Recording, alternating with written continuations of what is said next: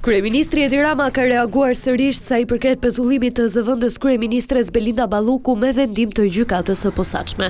Në një postim në rrjetin social X, teksa e cilësoi situatën si jo normale, kreu i qeverisë ndonjëherë theksoi pasojat që mund të sjellin vendime të drejtësisë së re.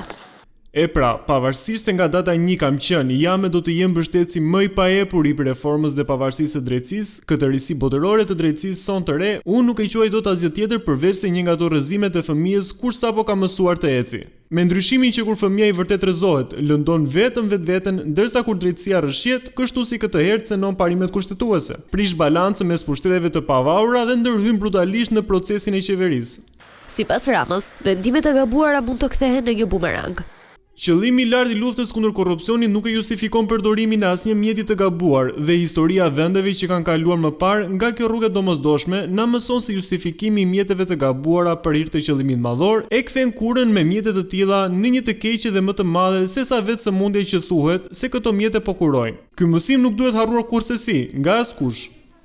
Vendimi i GKK-u për Ballukun është ankemuar në gjykatën kushtetuese nga vetë kryeministri Edi Rama, i cili më herët është shprehur se pa fjalën e gjykatës më të lartë të vendit, qeveria do të vijojë punën pa një numër 2.